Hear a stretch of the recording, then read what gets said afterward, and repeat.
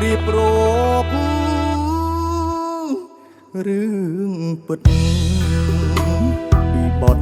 ពីសោកជីវិតហងលំគុំនិតធ្លាក់ក្នុងឧបា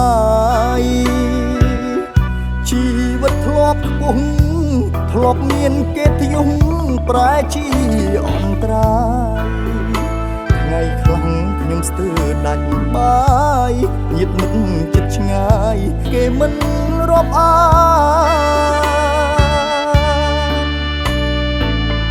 ពេលនេះខ្ញុំទើបដឹងច្បាស់ស្រណោះខ្លួនឯងខ្លាំងណាស់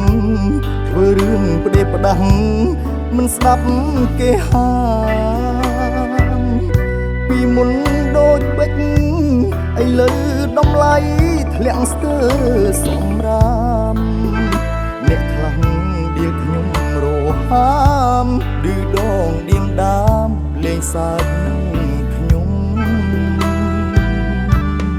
បើសិនមានឱកាសជាលើកទីពីរជើងជន់ធរណីស្បត់ថាមិនថោកទៀតទេកែប្រែកំហុសដែលធ្លាប់ធ្វើខុសបោះចូលទុនលេផ្ដល់ឱកាសម្ដងបានទេបងប្អូនប្រុសស្រីព្រះថាបើខុសចេះកែព្រះមិនដាក់ទុំនោះទេអរគុណពុកម៉ែ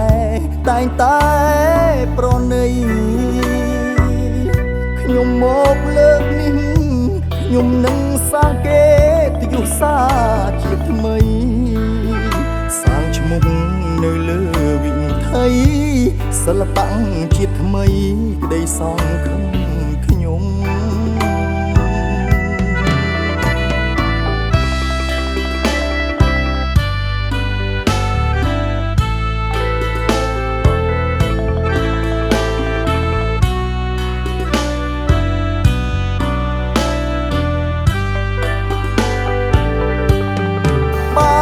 សិនមានឱកាសជាលើកទីពីរជើងជន់ធរណីស្បត់ថាមិនថោកទៀតទេកែប្រែកំហុសដែលធ្លាប់ធ្វើខុសបោះចូលទុនលេផ្ដល់ឱកាសម្ដងបានទេបងប្អូនប្រុសស្រីព្រះថាបើខុសចេះកែព្រះមិនដាក់ទុំនោះទេអរគុណពុកម៉ែតែងតែប្រណីខ្ញុំមកលើកនេះ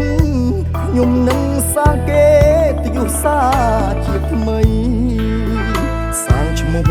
នៅលើវិថីសិល្បៈជាតិថ្មីក្តីសង្ឃឹមខ្ញុំ